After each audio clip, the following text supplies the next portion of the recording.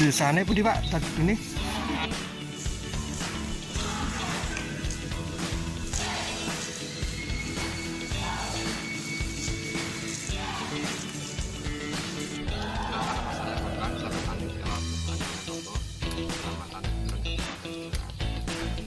tanaman kolot ini bisa kita tanam dengan dari biji dan batang. Kalau kita dari biji, keistimewanya batangnya, pohonnya itu menjadi lebih kuat karena dari biji dia punya kandungan. Sedangkan dari batang dia tidak punya kandungan, maka semakin tidak roboh. Jika pada hari ini kita mau menanam kelor dengan paket biji, 4 bulan yang akan datang bisa kita panen dengan cara kita pangkas. Jadi pada saat usia kelor ini 4 bulan ketinggian mencapai 1,5 meter, kemudian kita pangkas menjadi 75-80 cm. Yang tua kita ambil, yang muda kita kasih ke makanan ternak. Kemudian pada usia 1 bulan berikutnya, kelor ini setelah kita potong itu bisa kita panen kembali dengan catatan nanti kita potong menjadi 1 meter.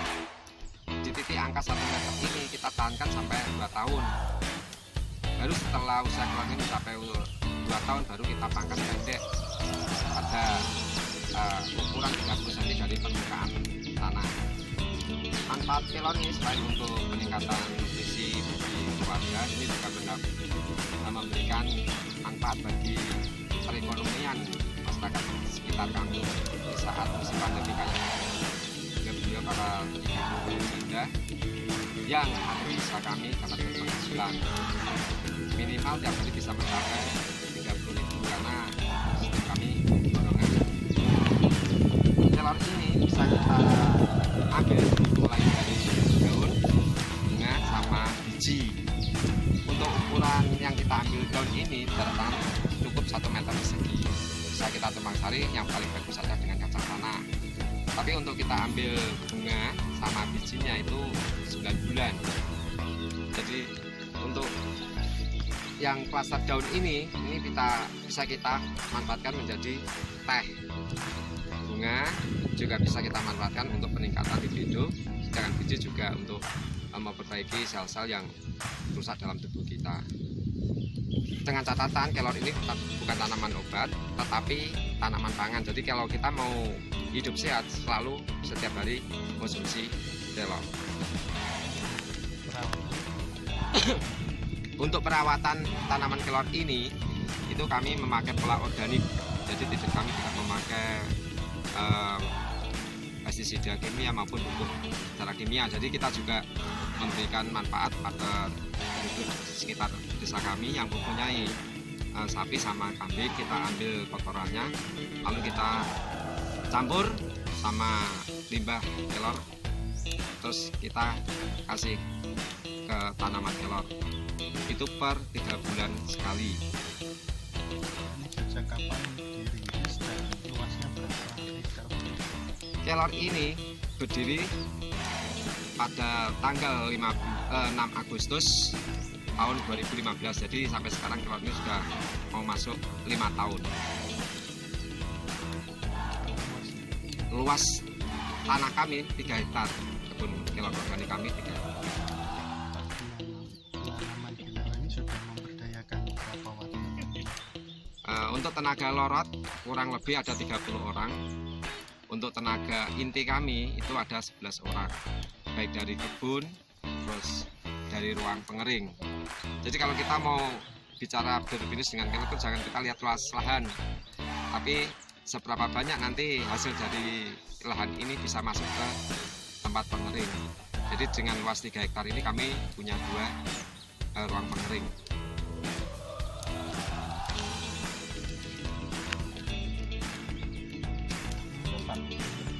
Bang Hadi Purwanto.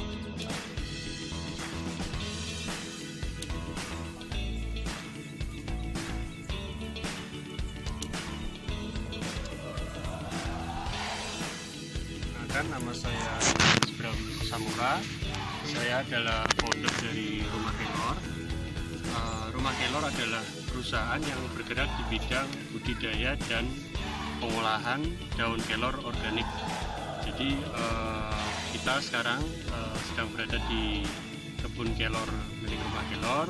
Di kebun kita ini luasnya sekitar 3 hektar, dan di sini kita membudidayakan tanaman kelor dengan pola tanam organik, dan kebetulan kita juga sudah tersertifikasi oleh Badan Sertifikasi Organik dari Ceres, Jerman, sehingga yang dimana artinya kita dalam budidaya tanaman kelor ini kita hanya menggunakan pupuk organik dan pestisida organik tanpa kimia ataupun pestisida kimia.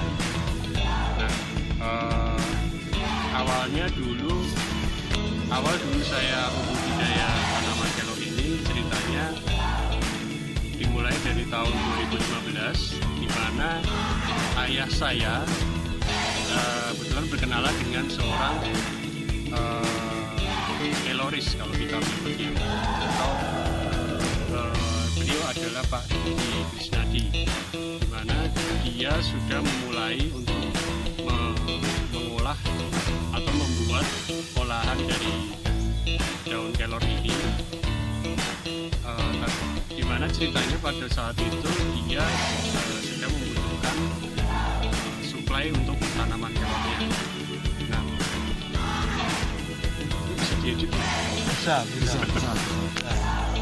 Jadi dulu awalnya pada tahun 2015 sekitar bulan Juni, ayah saya berkenalan dengan seorang yang sudah mengolah daun kelor ini lebih dahulu, dan pada saat itu pada tahun 2015 ayah saya berkenalan dengan Pak Dudi Krisnadi.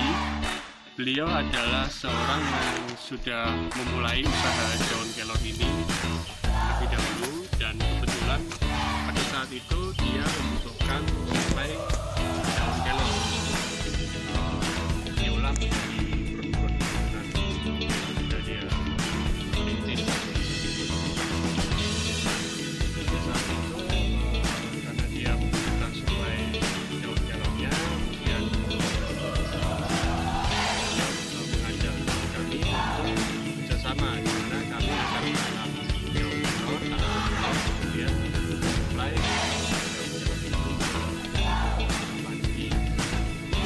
Seiring berjalannya waktu, kami juga belajar tentang budidaya, juga belajar tentang olahannya juga, memberikan membuat proses kelor yang lebih baik. Juga kita mendapatkan penjelasan juga tentang bagaimana membuat atau mengolah tanaman kelor yang baik. Salah satunya yang kita pelajari adalah dalam mengeringkan daun kelor ini kita tidak boleh menggunakan sinar matahari. Nah, kenapa kita tidak boleh menggunakan sinar matahari? Karena kalau kita mengeringkan daun kelor dengan menggunakan matahari, akan nutrisi yang ada di dalam daun kelor ini akan hilang. Kenapa kami dalam mengeringkan daun kelor ini kami mengeringkan dalam ruang dari 40 derajat selama 3 hari, sehingga kadar nutrisi yang ada di dalam daun kelor ini terjaga. Kemudian seiring berjalannya waktu kami belajar dari kelor seperti teh kelor, sabun kelor, tehnya itu ada teh jeruk, juga ada teh kelor juga. Ini beberapa turunan dari sampai sekarang kita semakin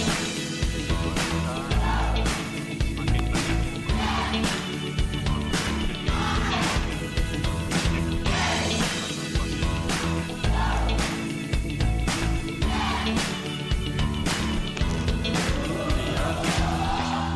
buat saya di Jakarta, kemudian lanjut S2 di UGM, dan pada saat itu saya berpikir saya tidak tahu kenapa saya berpikir saya nggak ingin kerja di perusahaan. Saya saat itu sudah berpikir pokoknya saya nggak mau kerja sama orang, saya inginnya usaha. Waktu itu masih bingung usaha apa. Akhirnya bingung, agak saya pulang dulu ke Blora, kampung halaman saya kan, cari-cari peluang.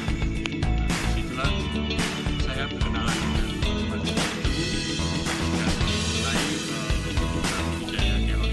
Pada saat pertama kenalan dan menceritakan tentang kelor ini, saya awalnya juga kurang percaya. Waktu itu ceritanya kelor kan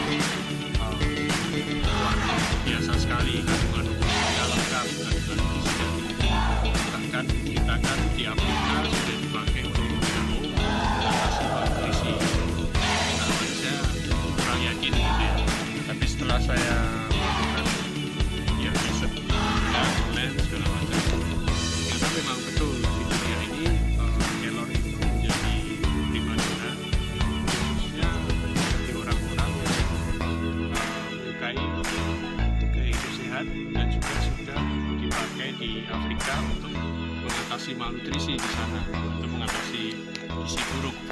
Nah, dari situ saya melihat peluang yang cukup besar di usaha kelor ini karena pasarnya tidak hanya lokal tapi juga bisa global.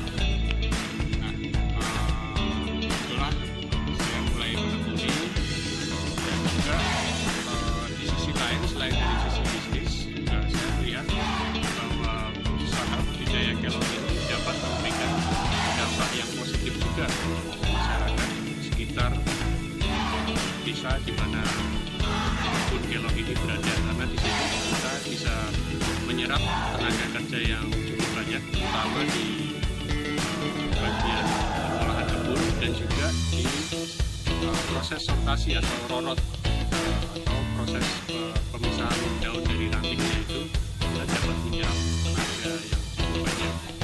Selain itu juga dari sisi pengering juga kita mendapatkan tenaga di situ. Jadi selain dari sisi bisnisnya, kebun kelor ini juga memberikan manfaat perekonomian untuk warga sekitar juga. Dan selain itu, sisa ranting dari hasil rorotan itu juga bisa dimanfaatkan oleh warga sekitar untuk dijadikan pakan ternak, mana itu akan menambah nutrisi juga ke ternak mereka seperti kambing dan sapi. Jadi manfaatnya banyak sekali. Berapa waktu yang sudah dilibatkan proses perawatan? Ya kalau dari sisi perawatan ada sekitar 5 sampai 6 tahun. Dari sisi untuk perawatan kebun, dari sisi proses sortasi atau rorotan jauh itu sekitar 15 sampai 20 pada sekitar yang kita berikan merorot daunnya. Jadi pengering kelor kita juga 4 orang. Mungkin kalau sebelumnya banyak tenaga kerja yang bisa di sini kita sistemnya masih semi tradisional, kita tidak banyak menggunakan mesin, jadi lebih padat karya dan padat modal.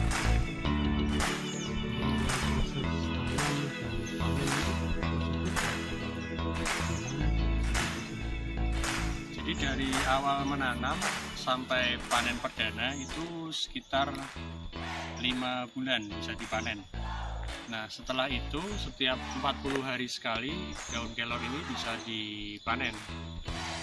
Nah tapi juga itu tergantung musim. Jadi kalau musim hujan itu produksinya bisa meningkat. Tapi kalau waktu musim kemarau itu biasanya agak menurun karena kering. Jadi sebetulnya produksi kelor ini tergantung dari air dan juga pupuknya. Asal dia cukup air, cukup pupuk, itu produksinya akan Untuk selama ini untuk pemasaran produk itu kemana? ya. Jadi kebun kita pemasarannya ada dua. Kita jual ke pengolah tadi, Pak Dudi Krisnadi tadi, karena dia juga mengolah menjadi produk turunan juga. Selain itu kita juga mengolah sendiri dengan merek Rumah Kelor. Jadi kita juga selain menjual berupa bahan baku, kita juga menjual berupa produk jadinya seperti tadi yang kapsul kelor, teh kelor, kemudian ada serbuk kelor juga, dan produk turunan lainnya.